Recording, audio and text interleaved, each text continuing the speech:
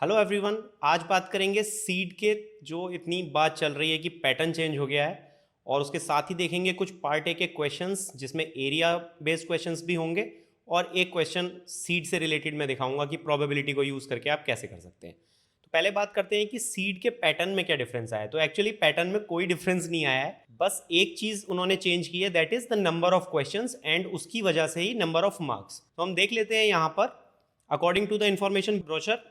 अब total part A के जो मार्क्स हैं वो 150 हो गए हैं, टाइम 1 आ रही है, और जो पहले क्वेश्चंस 41 होते थे वो अब यहाँ पर 44 हो गए हैं, जिसको अगर हम तीन सेक्शंस में देखें, NAT that is numerical ability, and then MSQ multiple select questions, और एमसीक्यू मल्टीपल चॉइस क्वेश्चंस। तो NAT is 8 questions, MSQ 10 questions, and MCQ 26 questions. So that makes a total of 44 questions. तो बस 3 question बढ़ गए हैं। Number of marks जो एक question के होते थे वो थोड़ा चेंज कर दिया, पैटर्न में कोई चेंज नहीं आया है। तो आपको प्रिपरेशन अपनी पहले की तरह ही रखनी है। इनफैक्ट आप यू सीड को इसके साथ रखें, ऐसा ना सोचें कि सीड का एग्जाम दे रहे हैं तो सिर्फ सीड के ही प्रीवियस ईयर क्वेश्चंस करने हैं। तो यू सीड और सीड दोनों के प्रीवियस ईयर क्वेश्चंस करिए, क्योंकि अप्रोच दोनों का सेम रहता है। इसके लिए एक वीडियो भी मैंने बनाया हुआ है, आप वो भी चेक कर सकते हो, जिसमें मैंने दिखाया है कैसे सेम क्वेश्चंस डिफरेंट एग्जाम्स में पूछे जाते हैं। बस एक चीज और यहां पर ऐड की गई है, दैट इज पार्शियल मार्किंग। अब पार्शियल मार्किंग में क्या होता है वो आप इंफॉर्मेशन ब्रोशर में एग्जैक्टली पढ़ सकते हो, बट इसका मतलब होता है कि आपने जो सही आंसर्स मल्टीपल सेलेक्ट क्वेश्चंस में, सपोज 3 आंसर सही हैं किसी क्वेश्चन में, आपने उसमें से कोई 2 टिक किए हैं तो उसके भी मार्क्स आपको मिलेंगे। लेकिन इसमें एक बात ध्यान रखने की ये है कि सही आंसर में से जो टिक किया है उसमें तो मिल जाएंगे पार्शियल मार्किंग, लेकिन उसमें एक कंडीशन ये है कि जो गलत आंसर है, अगर उसमें से आपने एक भी टिक कर दिया है तो चाहे आपने बाकी सही भी टिक किए हों, वो पूरा क्वेश्चन गलत ही मार्क होगा। तो इसके बारे में डिटेल इन्फॉर्मेशन के लिए आप खुद इन्फॉर्मेशन ब्रोशर डाउनलोड करके एक बार ज़रूर पढ़ लें, जिससे कि आपकी क्लैरिटी आप खुद देखें। अब बात करते हैं कुछ क्वेश्चंस की। तो यहाँ पर हम पहला क्वेश्चन देखते हैं। This is from UC 2019। इस क्वेश्चन में पूछा है, how many times is the area of outer most triangle compare to the area of the inner most triangle. इसको अगर मैथमेटिकली करने जाऊं मैं और हर ट्राइंगल का एरिया निकालूं, फॉर एग्जांपल मैं इस यहाँ पर एक परपेंडिकुलर ड्रॉप करके इसका एरिया निकालूं, फिर ये इससे बाहर वाले का एरिया निकालूं, फिर सबसे बड़े वाले ट्राइंगल का एरिया निकालूं, तो it will take a lot of time और बहुत सारी मैथमेटिक्स लगेगी। और जैसा मैं बार बार रिपीटेडली बोलता रहता हूँ, मैथमेटिक्स का एग्जाम नहीं है ये। इनफैक्ट आप सीड और यू सीड के इन्फॉर्मेशन ब्रोशर के सिलेबस में देखेंगे तो मैथ्स कहीं मेंशन्ड भी नहीं होता है। तो ये सारे क्वेश्चंस विदाउट टिपिकल मैथ्स हो सकते हैं, जस्ट आपको बेसिक इंफॉर्मेशन होनी चाहिए और थोड़ी सी विजुअल एबिलिटी आपको ध्यान में रखनी है। फॉर एग्जाम्पल अगर इस क्वेश्चन में हम देखें तो जो इनर मोस्ट ट्राइंगल है उसके कॉर्नर्स ये हैं। अगर हम इसको थोड़ा सा रोटेट कर लें इस ट्राइंगल को क्लॉकवाइज या एंटी क्लॉकवाइज, और इसके कॉर्नर्स हम यहां पर और यहां पर ले आए रोटेट करके, क्योंकि वो वैसे भी सरकमफ्रेंस को टच कर रहे हैं, राइट। तो ये ट्राइंगल ऐसे हो जाएगा। अब हम अगर ये इससे जो बड़ा ट्राइंगल है, अगर मैं इससे बड़े वाले ट्राइंगल का नाम पी क्यू आर रख देता हूँ, सबसे छोटे वाले का नाम ए बी सी रख देता हूँ, और इससे ये सबसे बड़ा जो ट्राइंगल है इसका नाम एम एन ओ रख देता हूँ। तो जो ए बी सी ट्राइंगल है उसको हमने रोटेट करके अब ऐसा बना लिया। तो now we have this as A B C triangle, shaded जो मैंने पोर्शन कर दिया है। अगर हम ए बी सी ट्राइंगल को पी क्यू आर के कंपैरिजन में देखें तो आप देखो, एक ये ट्राइंगल है, एक ये ट्राइंगल है, और एक ये ट्राइंगल है। तो ये 4 ट्राइंगल बने हैं और ये चारों ही इक्वल हैं, हम देख सकते हैं यहां पर। तो अगर हम इसके हिसाब से देखें तो जो एबीसी ट्राइंगल है उसका area will be 1/4 of area of triangle P Q are, जैसे हमने उसको रोटेट किया है। सिमिलरली अगर हम देखें तो ये जो पी क्यू आर हमारा ट्राइंगल है, ये बड़े वाले ट्राइंगल के हिसाब से, अब हम इसको जैसे अभी हमने रोटेट किया था फिर से रोटेट करें तो ये ट्राइंगल की हम एक कॉर्नर यहां ले आए, एक कॉर्नर यहां ले आए, और एक कॉर्नर यहां ले आए। तो this will be the triangle. अब अगर मैं इसको फिर से देखूं तो ये देखो, this is first triangle, this is second triangle, this is third triangle, and this shaded portion is fourth triangle. तो ये बड़े वाले ट्राइंगल को 4 इक्वल पार्ट्स में डिवाइड कर रहा है। तो that means as A B C was 1/4 of P Q R, P Q R is, अगर ये बड़ा वाला ट्राइंगल एम एन ओ जैसे हमने लिखा था, is 1/4 of M N O. तो अगर हम इस पी क्यू आर की जगह 1/4 ऑफ एम एन ओ रख देते हैं तो A B C will be 1/4 of M N O, तो ये आ जाता है 116। तो उन्होंने हमसे यही पूछा है क्वेश्चन में कि how many times is the area of outer most triangle. तो जो स्मॉलेस्ट ट्राइंगल है वो 1/16 है, तो 16 would be the answer for the outer most triangle. तो हम देख सकते हैं कि कैसे जरा सी हमने विजुअल उसको चेंज किया तो वो कितने इजीली सॉल्व हो गया, हमें कुछ भी यहाँ पर मैथमेटिक्स के थ्योरम वगैरह नहीं लगाने पड़े, right. Let's move on to the next question. Now this question came in UC 2017। In this they are asking the probability that the point will be in the area shaded black. So they are saying ki if a point is chosen at random in this whole figure, what is the probability that that point will be in black shaded portion, this complete outer square, right? That means whole area for this figure would be 2 square, that is 4. Now what we have to do is to see what this black shaded area is. Now black shaded area is, one thing is this, these things, and another thing is this inner square, right?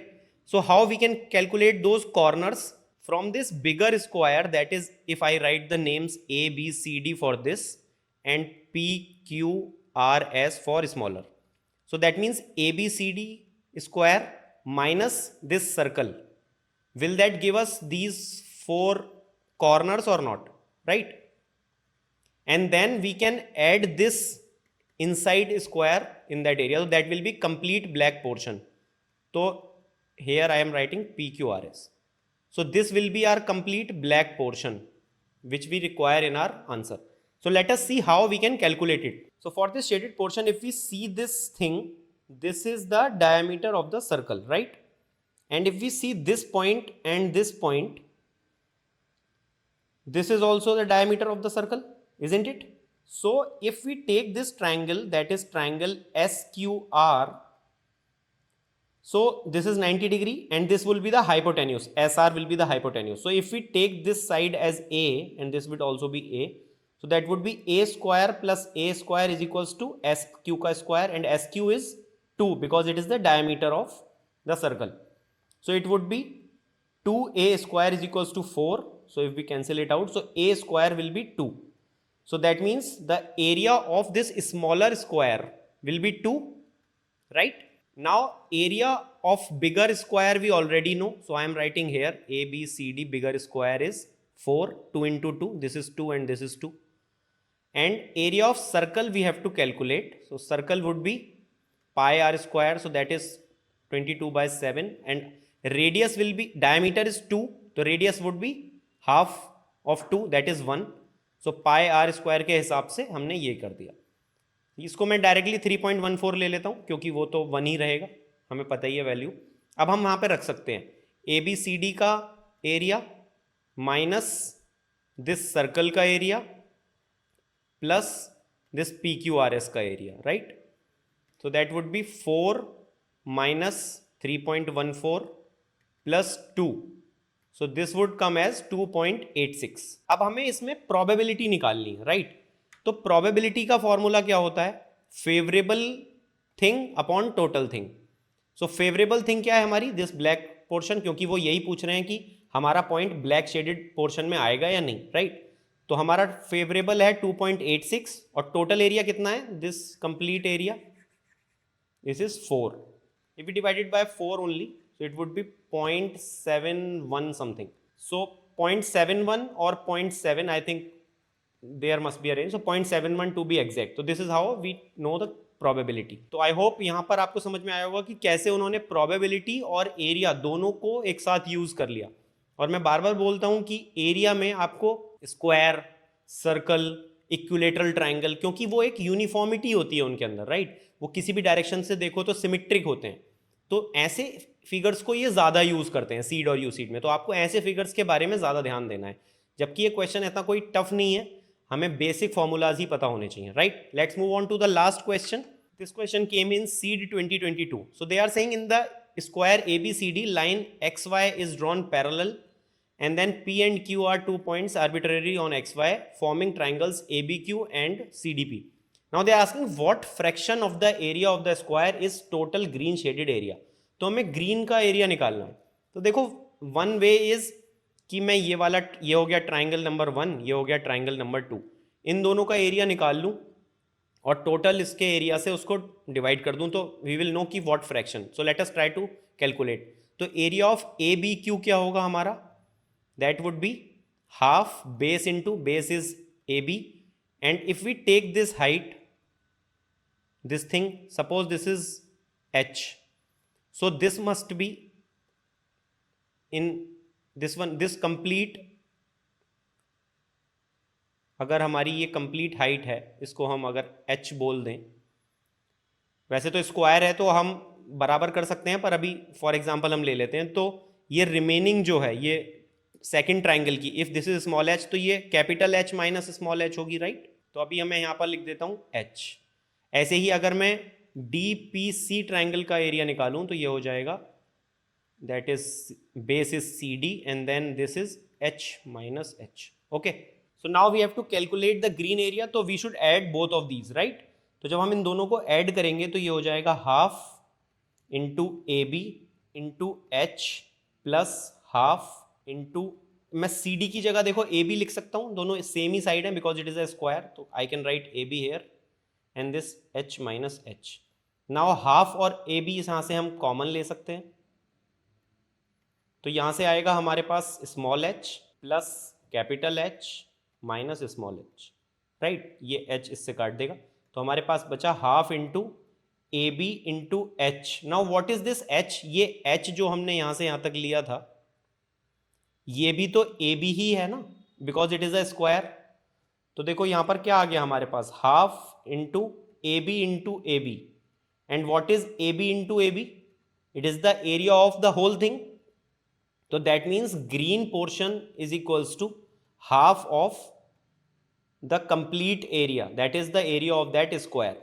तो हमारे पास आ गया fraction half, तो हम इसको अगर NAT में लिखना है तो 0.5 लिखेंगे इंस्टेड ऑफ 1/2, क्योंकि हमें वहाँ पे वो डिजिट लिखनी होती है, राइट, वो फ्रैक्शन में लिखने का ऑप्शन नहीं होता। एक तो तरीका ये हो गया, हमने इसको मैथमेटिकली सॉल्व कर लिया, लेकिन देखो ये बिना मैथमेटिक्स के भी सॉल्व हो सकता है। अगर हम यहाँ से ये देखें, इसको अगर हम एक्सटेंड कर लें AQ साइड को, यहाँ मिला दें, तो आप देखो ये जो हमारी फिगर बन रही है BQC, ये जो कंप्लीट फिगर बन रही है हमारी, this is the same figure as DPC।